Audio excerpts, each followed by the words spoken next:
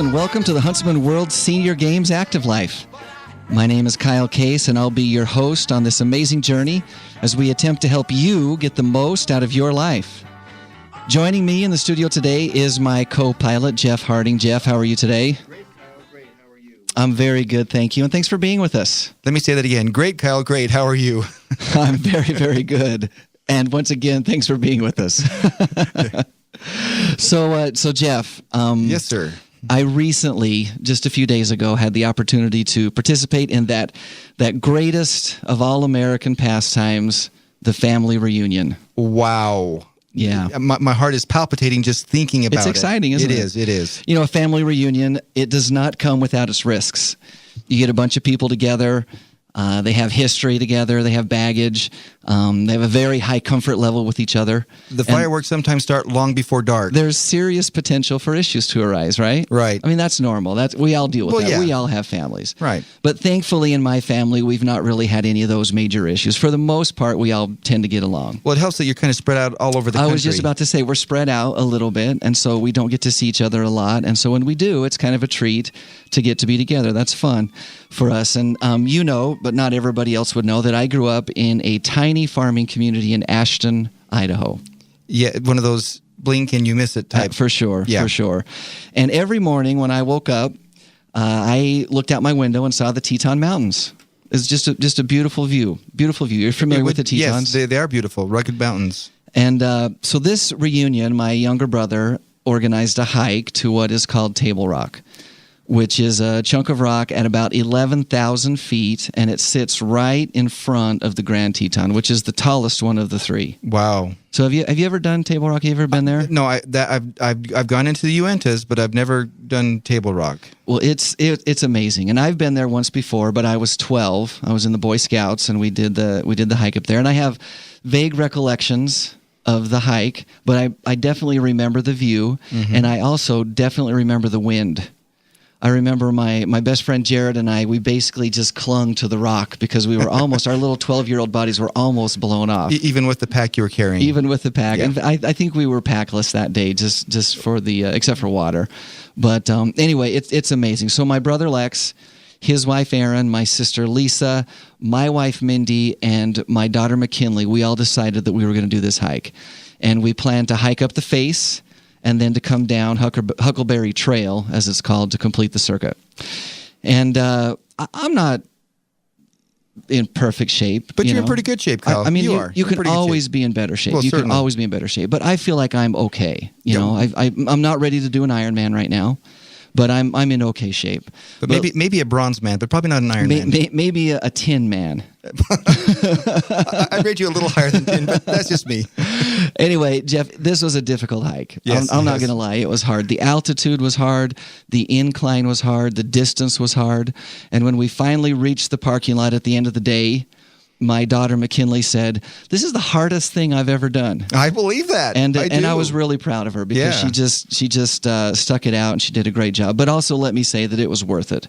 The view was truly spectacular. You get on top of that, as they call the Table Rock. It's a flat rock, and you feel like you can reach your finger out and touch the Teton Mountains. It's just don't amazing. try. But don't try. And if you do, make sure you're well back from the edge. Okay. Because you can't really reach them. It just seems like you can. It's an optical illusion. Like that I'm in good enough shape to hike this. It's one of those optical illusions. Yes, it is. So, as I said, really, the view was truly, truly spectacular. It was worth it, even though it was hard. But let me say that even though it's been a few days now, I'm not fully recovered. I believe that. You've seen me limping around the office. I have. And especially my calves have been really, really hard to recover. I actually still hurt. So while overall the experience was positive, I feel a little old. Well, you know, Kyle, maybe there's an expert out there that can help you learn what to do so that you avoid those kinds of pains in future hikes. Well, I hope that there is, and I hope that is our guest today. Judy Higbee is our special guest today, and we're very excited to have Judy with us. Judy is a longtime friend and supporter and help at the Huntsman World Senior Games. And welcome, Judy. Thanks for being with us.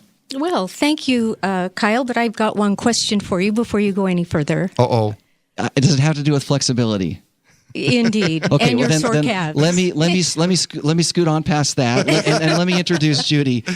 Judy has been a part of the games, as I said, for a long time. She's really been a member of the family. She's helped out with volleyball and sand volleyball as an assistant sports director. But perhaps Judy's biggest contribution has been her management of the health screenings for the past number of years, and she has done a phenomenal job with that. At the games, for those who don't know, we offer a series of health screenings that are available to our athletes free of charge for registered participants, and they've really been life-saving in a number of cases. We might also just throw in right now that they're on the middle Saturday of the games. We offer it's open to the community. Anybody can come in and participate in the screenings that are available that day. Awesome. Well to remember that, because we do want to invite anybody, any member of the community, to come and be a part of that. In addition to managing that area, which Judy does so very well, she has been involved for the past several years in a very interesting study where, based on your performance in a series of tests, she tries to determine your actual real age, not your chronological age, which we all know, but your real age based on how healthy you are. And so we're excited to have Judy with us. And Judy, we definitely want to get into that, the real age aspect of it. But before we get into that, tell us just a little bit about yourself. You are a personal trainer right now, and consequently you keep yourself very fit. But have you always been involved in sports and athletics your whole life? Well, I have to say that when I was in junior high school, that's when CDs weren't around and tapes weren't around. It was the vinyl, the 33. The records. Yeah. The actual records. There was a program out called Club 15. Uh-huh. So I was in junior high school, and I thought, well, this is really good. I think I'll get a bunch of my friends together, and we'll do this Club 15 workout 3-4 times a week. Now, did you create the concept of Club 15, or was No, this it a was concept called that was already Club out there? 15. Okay. So I bought the record, and my friends and I got together, and that was probably my first experience with how fun it is to exercise with friends. The social aspect was really fun. Now, did you buy the 45 and play it on the 33? I bought the 33. Or you bought the 33 and played it on the 45? And played it on the 33. Oh, okay. Yeah. You played on the 33. Okay. Yeah.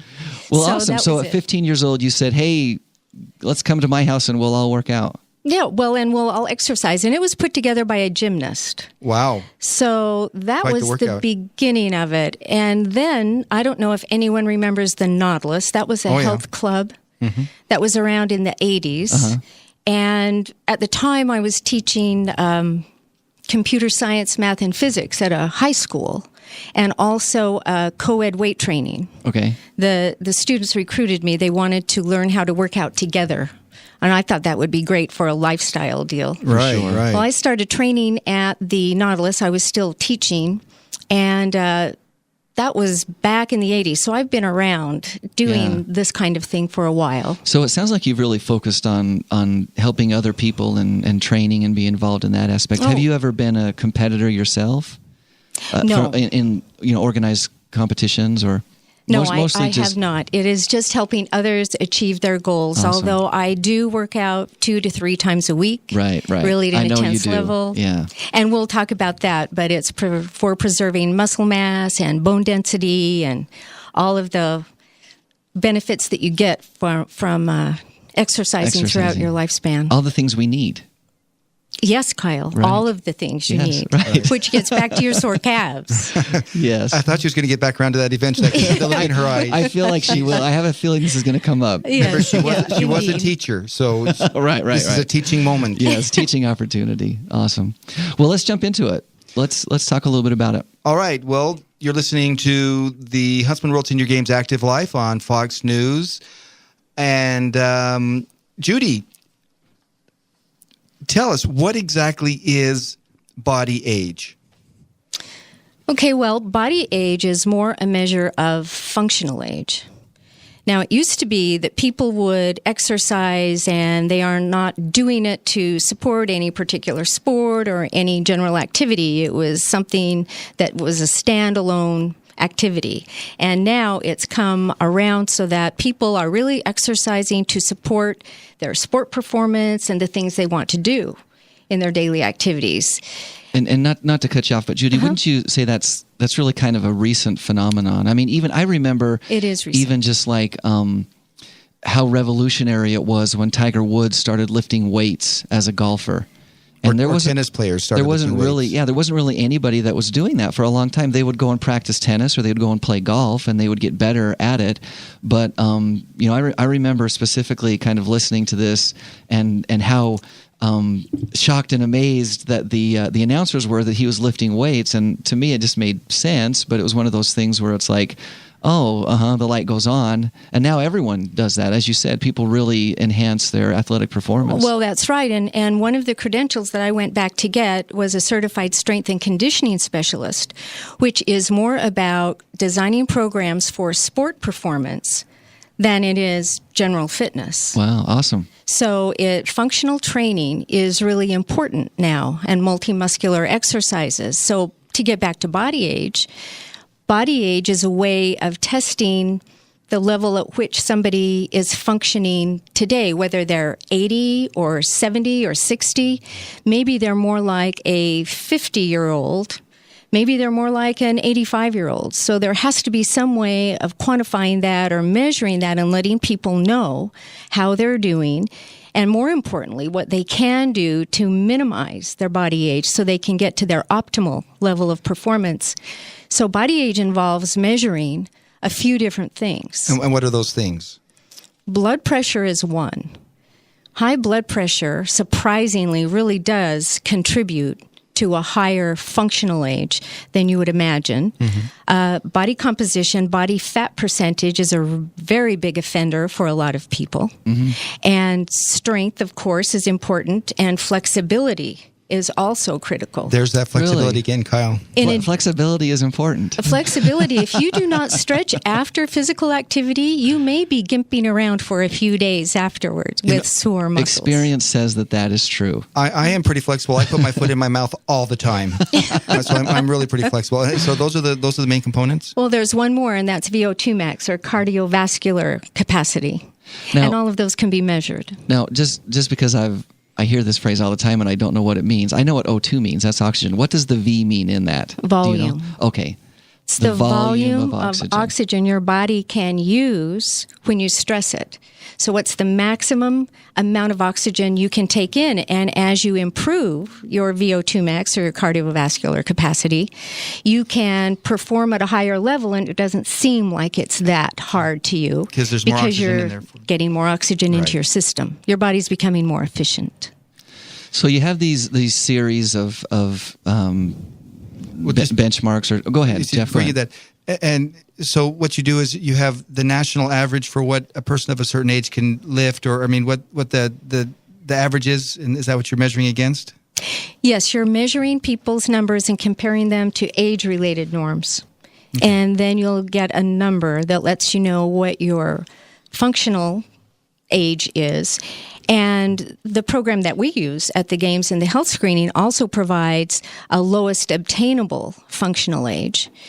And what's interesting with this is, as I help people minimize their body age and they go lower and lower and lower, when I print the new report, their lowest obtainable functional age is generally reset even lower than it was previously. I didn't realize that, so that's interesting. So it's a stepwise procedure, and it really is interesting. And so what I'm telling the people I train with is they really need to think in terms of keeping their functional age at least 10 years younger than their chronological age. That's the goal. That is the goal. And that's the target. And a worthy goal. Is it achievable? Definitely. In fact, I have a success story I can share with you. Well, I'd love to hear it. Well, there's a woman who is now 72. Okay.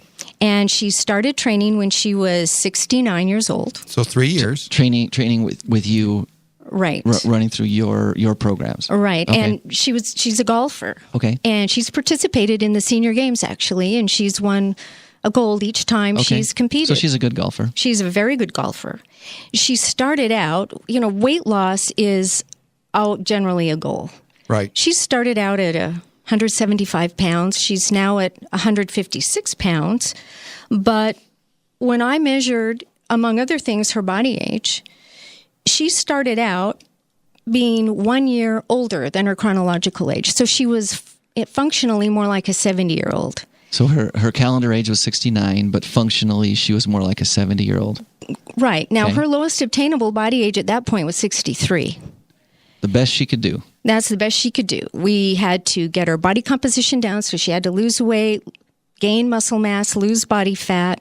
She had to increase her VO2 max for cardiovascular fitness, increase her flexibility and her strength, and she could become more like a 63-year-old if she did those things. Which is still great. I mean, if you're yeah. 69 and you're functioning like a 63-year-old, Oh, that is great. That's great. So now she's 72. Her functional age, I'm happy to report, is 63. Wow. Wow. But now we have reset the bar, so she now is shooting for a 59 in a functional age. Wow.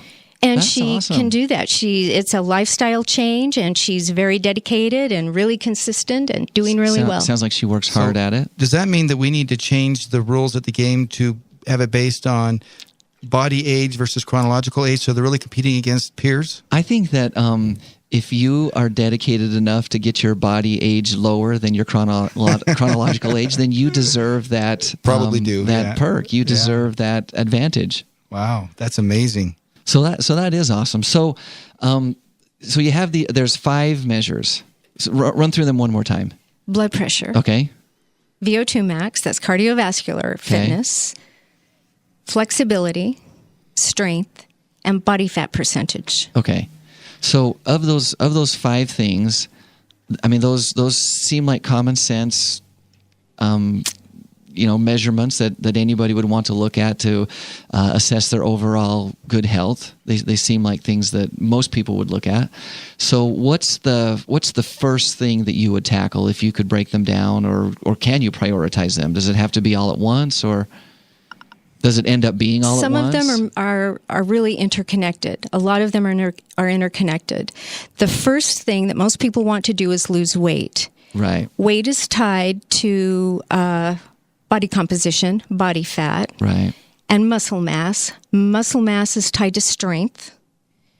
And then flexibility and VO2 max, it's separate from strength training, is cardio training. So you incorporate cardio in addition to resistance training. Now, I think it is important to mention that one can lose weight and lose muscle mass, and so they're really worse off than they were before. And that's a really important point, Jeff, because you can take somebody who's a woman, for example, who's 5'6", and she might weigh 120 pounds, and you would think she's really lean. No problem there at all. Well, she might be 30%, 35% body fat. So you would say she's over fat, but on the flip side, I like to tell her that she just doesn't have enough muscle mass. Right. So the goal is to build muscle mass, and that requires resistance training at a particular intensity so that she builds muscle, and it's not easy. I mean, you really do have to push yourself, although it's very achievable. So does working on flexibility count as resistance training? I think it does. I think it should. Yeah. If you're resisting, I think you guys are really good at putting a spin on it. That is great. So you're saying it doesn't. That doesn't count. I just want to be clear. Yeah, really. he is my boss. Yeah, Yeah. that's true. Just if you're joining us, you're listening to the Huntsman World Senior Games Active Life, and we're visiting with Judy Higbee, who is the Director of Age Management for the Huntsman World Senior Games. And she and I have had this ongoing ribbing about how flexible I am not, and how flexibility would greatly enhance my overall health, which I don't disagree with. I do agree with it. But my family is just not genetically flexible. Like, we're just not. And I have heard that so many times. Yeah, and it's true. Every time you hear it, it's true. His sisters used to do square back bends. I mean, they were not flexible.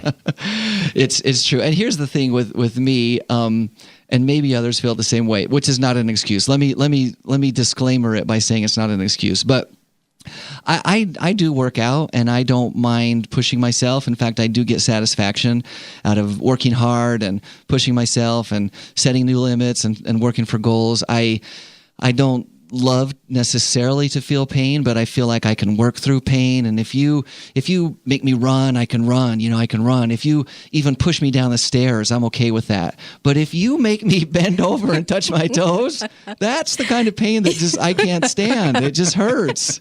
Deep breathing, Kyle. Deep breathing. I know that it's important, and I need to do better at it. So obviously all these elements are interconnected. Your whole body health is obviously interconnected. But if I'm an average 62-year-old gentleman, and I feel like I'm maybe a little overweight, and I feel like I just want to get back into health, I'm concerned, I'm worried, I want to be healthy. How would somebody go about starting that process of getting back to where they feel like they want to be, so where their functional age is lower than their chronological age? Well, first, they would probably join a gym, and they would begin a program that involves cardio and resistance training and also nutrition. Another credential that I have found really useful is a health coach.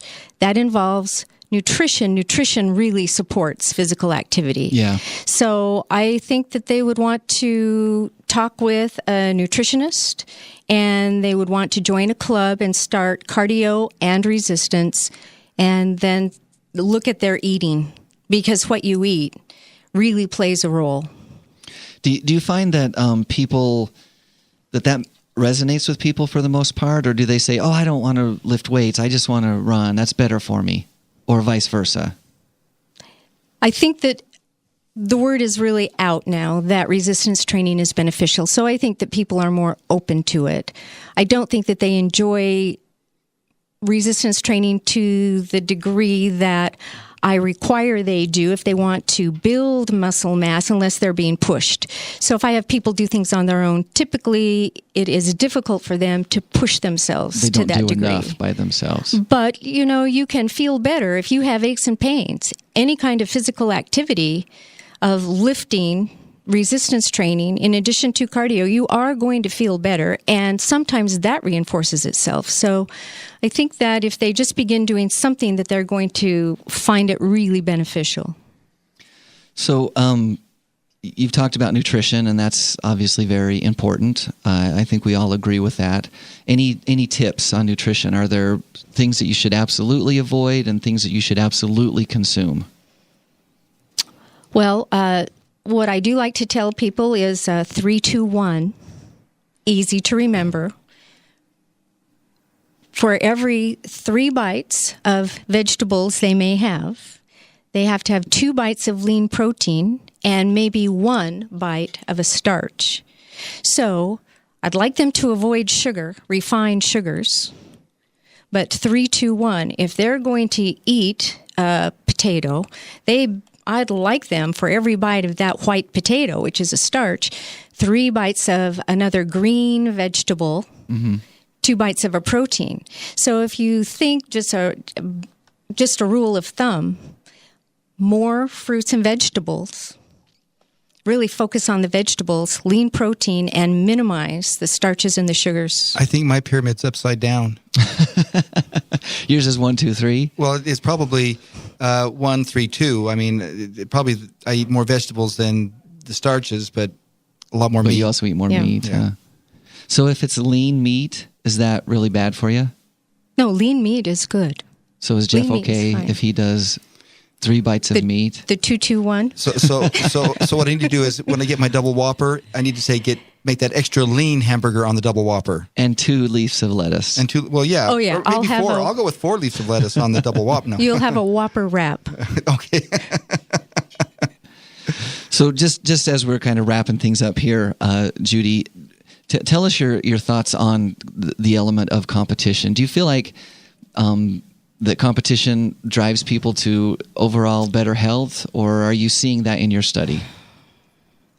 When I ask people to rate themselves on a scale of 1 to 5 regarding how important competition is with their motivation, they rank it as like a 3 or a 2. Really? If we're talking about their competitiveness with other people, they're competitive with themselves, then that is different. That's a different story. So I think that the social aspect of the games, people really having fun with each other in a team environment, even in an individual environment, Right. some are driven by winning and competing against others. Whereas I think that the majority that I work with report having a fun time with their team in a more social environment. And of course they want to win, but that isn't the major driving force. Interesting. Well, Judy, you have been fascinating. It's been great. We would love to have you back sometime. Will you come back? Oh, I'll come back and tell you about the way. That sounds great, and I hope that you'll be able to do that. She's planning a very exciting hike through Spain, and we'd love to have her come back and talk about that. But unfortunately, that is about all the time that we have today. So thank you, Judy, very much for being with us. Thank you, Kyle. If you're listening live and have been thinking you might want to get involved and compete in the games in one of our 28 different sports, well, let me give you a heads up to the fact that early registration is going to end on Sunday, August 3rd. We normally cut that off on August 1st, but we're going to give you through the weekend, and you can save $20 off the regular registration fee by registering on or before August 3rd, so it's worth it. And the actual registration deadline is September 1st. So if you've been on the fence, now is the time to go ahead and get registered for the games. And don't forget to tune in next Thursday, where we'll continue to explore the active life with Debbie Zockel, who is our director of road races and also an accomplished marathoner in her own right. If you've missed any of the episodes of The Active Life, be sure to check out previous episodes right from our website at www.seniorgames.net. And if you have any questions about the games or today's show, or if you have a suggestion for future shows, be sure to send us an email at activelife@seniorgames.net. And finally, a closing thought for you for the day from Scott Adams, the creator of Dilbert comic strip. The best part about being my age is knowing how my life worked out. So until next Thursday, stay active. Bye, everybody.